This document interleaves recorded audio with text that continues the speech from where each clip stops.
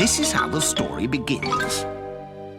In a dark, dark town, there was a dark, dark street. In the dark, dark street, there was a dark, dark house. In the dark, dark house, there were dark, dark stairs. Down the dark, dark stairs, there was a dark, dark cellar. And in the dark, dark cellar, some skeletons lived. There was a big skeleton, a little skeleton, and a dog skeleton.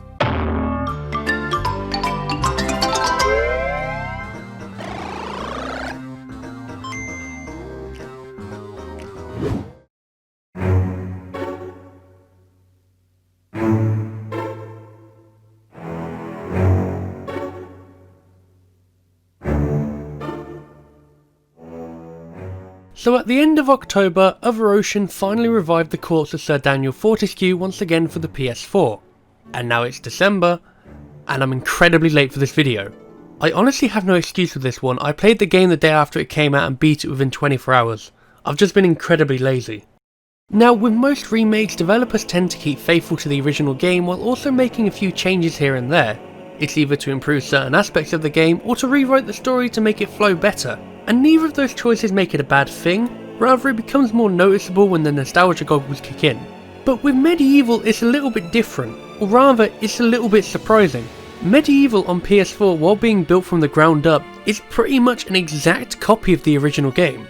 And it's down to one very simple reason. Other Ocean had access to a lot of the old resources from the original game, which might not sound like much when it comes to remaking a game that already exists, but it actually gives the developers the opportunity to not only improve a game, but also add certain mechanics that weren't originally in the game but were intended to be, and it shows that they did their research as they pulled this off brilliantly. So being Other Ocean have the original source code for Medieval, you start to wonder how much of this is going to be similar to the game you played when you were growing up. And as cliche as it sounds, the version of Medieval we have for PS4 is basically the version I imagined when I was growing up playing Medieval on the PlayStation 1. And honestly, I think this is a better version. To save a bit of time, I'm going to gloss over the plot as it's exactly the same as the original game. Zarok has returned years after the original battle for Gallowmere to raise an army of the dead, steal some souls of the innocent and take over the land. In doing so, he's accidentally raised the corpse of one dead Dan, a hero from the Battle of Gallowmere who's remembered for the wrong reasons, when in reality he was killed within the first few minutes of the battle. With a second chance of righting the wrongs, Daniel has to traverse across the plains of Gallowmere to stop Zarok once and for all. From booting up the game, you immediately get this impression on how much love and care was put into this remake, as everything looks great. All the cutscenes have been beautifully recreated while keeping faithful to the original art directions, and where the game had some limitations in the past, they've added their own little element to the mix, and you know what? It actually fits perfectly. And if you really need an example for this, just look at the start of Dan's script of how Daniel and the gargoyles are animated. Sir Daniel Fortesque, see? The hero of Gallowmere who fell at the first charge. The fog of war and the shrouds of time conspire to turn the arrow fodder into the saviour of the day. But we knows better. Now, did you notice that? Because I did immediately. The lines from the gargoyles sound eerily familiar to the lines from the original game. And that's not because they brought back the original voice actors to re-record the original lines, it's because those are the original recordings. So, even from the shackles of death, my old enemy pursues me. You're too late, Fortesque. Already my army has risen from the grave. You will never leave this necropolis. Yeah, to my surprise and delight, instead of getting new voice actors to replace the old lines, all the original uncompressed recordings of the characters have been kept in place, and it's honestly surreal in how good they sound. The only one that's different though is Daniel, however the original voice mumbler did come back to mumble some new mumbles. I think the decision here was actually a little bit deeper than originally expected, since the voice actor of Zarok, Paul Darrow, unfortunately passed away earlier this year. So it was a nice way to not only immortalise him into the game, but also it shows how important he was towards the game's original success, and that the lines pair up brilliantly with the new animations. Bugger. Now yes, while that's all great that we've got some new sounds and some pretty visuals, that doesn't really equate to how much the gameplay is going to be compared to the original, and thankfully with the remake, they've kept it incredibly faithful, and still made it feel a lot better. Straight off the bat, one of the things I immediately noticed with this remake is how tight and responsive Daniel feels, not only when he's running and attacking, but also when he's jumping. One of the biggest problems I had with the original Medieval, well, not a massive problem, was how inconsistent the jumping was. It was never a major problem as only 2 levels really utilised jumping platforms as a sort of gimmick, but when replaying these levels in the remake like the Ghost Ship, the improvements are incredibly easy to notice. Also, when it comes to quality of life improvements, they've ended up introducing a feature straight from the sequel, being the option to choose both a primary and secondary slot for your weapons. I never really addressed this in the original as it seemed a bit too nitpicky, but to change weapons in the game you have to go through a menu every time you want to swap from a sword to a bow to an arm and vice versa. So while the game still has that same system in place going through said menu, if you have a personal preference of weapon or you prefer to have one ranged weapon and one melee weapon to swap between on the fly, you can now do that, and it makes a nice addition to the flow of the gameplay. Alongside that, you can now go into a sort of third person shoulder mode, which honestly doesn't do a lot. It feels more like a strafe button than a camera button, but there was some also much needed improvements that made the game's lock on system a little bit better. By hitting L1 you can now cycle through enemies for Daniel to lock onto when using a ranged weapon.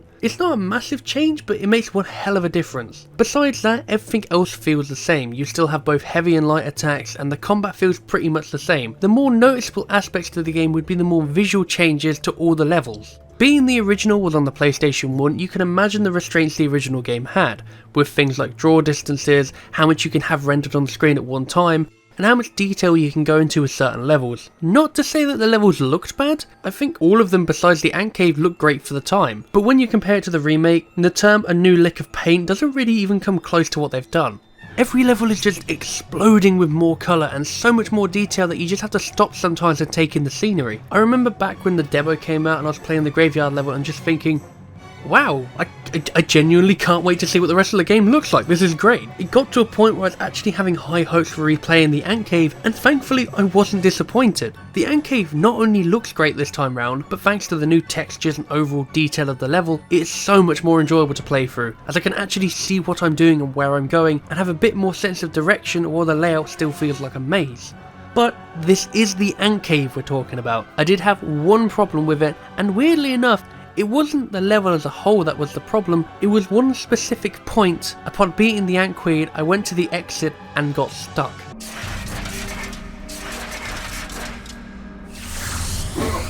Yeah, I had no way to get out of this. I ended up having to restart the entire level again. Thankfully, this was the only time I really encountered a game-breaking glitch, although I did have some clipping issues later on, but they were never really anything major because I could just jump and carry on. But if there's one thing I do have to note, it was the frame rate issues.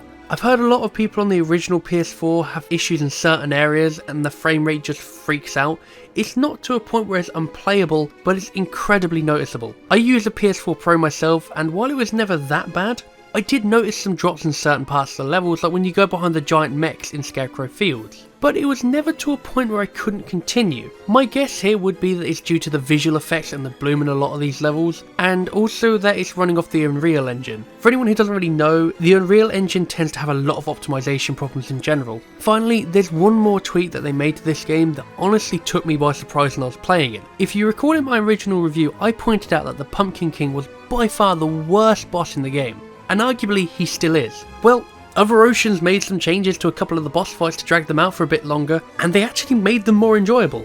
The only other boss I noticed this with was the Pirate King. Instead of having 2 cannons at your disposal, you'll end up having the one, which you can then rotate using the panels on the floor. And after a while, the weather will change to heavy rain, meaning you can't use your torch anymore, and you have to find a new alternative way to fire the cannon. It's a very small change to the boss, but honestly, it's a rather welcome one as it's more fun this way. You know, this would be the point where I'd give a roundup of Medieval on the PlayStation 4. However, there's one thing in this game which is exclusive to this game that I still need to mention. However, being it's a new addition rather than an improvement, I don't really want to give it away immediately. Instead, if you've got the game and you're currently playing through it, I would suggest going in 100% in the game and then coming back to this. If you want to skip that though and see the rest of the video, I'll put a timestamp up now.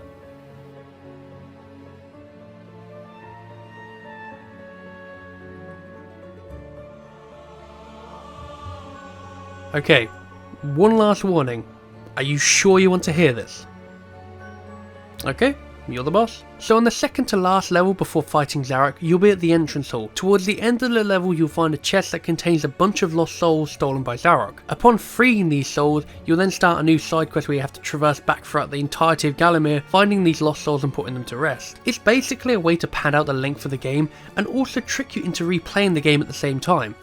Just not in the right order. When finding a lost soul, this will give you a hint pointing towards where their last location was before they died or had their soul taken, so it means you have to go back to that level and then put their soul to rest. For every lost soul, the location you're going to find them and put them to rest is going to be different. So for example, with the first soul you encounter at the entrance hall, it tells you about some big fish he pulled out right by the village lake, meaning you have to take that soul back to the sleeping village. Once you arrive in the resting place of the soul, you need to then go into your inventory, select the lost soul and then do one final task for them before they're put to rest. And these tasks can vary all over the place. There's stuff like shooting a giant fish, a harder rendition of the Ender Scarecrow Fields, beating a walking man at a race, and a bunch more. Every level has a new challenge to it. Some of these are clearly better than others, but I love how some of them give you a new perspective on each of the levels. And keep in mind, while every level does have a lost soul except the Ant Cave, each level is also where you'll lay a soul to rest, meaning if you just follow the order from the first lost soul, you'll find another lost soul in that level and it takes you to another location. Basically the devs designed it in a way to work in a pattern leading you in one big circle, so once you finally get to the final lost soul, you'll be back where you started. My only complaint with these new challenges is that you discover them pretty much at the end of the game. Personally, I'd rather go and find the lost souls while playing through the game the first time and then decide after completion if I want to go back and lay them all to rest.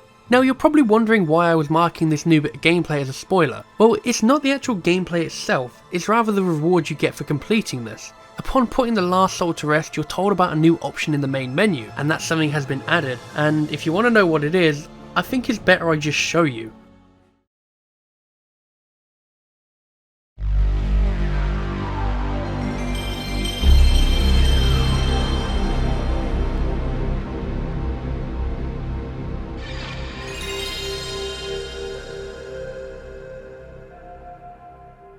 Yes, the original version of Medieval is fully playable in the PlayStation 4 remake.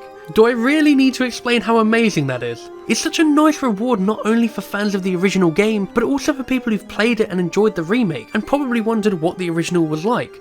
Well, you don't have to wonder anymore, it's literally right there in the menu, for you to play, and 100%. Again. So, being that I was everything in Medieval for the PlayStation 4, one last question remains, or rather, a couple. Is this a good remake? Is it faithful to the original? And more importantly, would I recommend it? Yes, I would.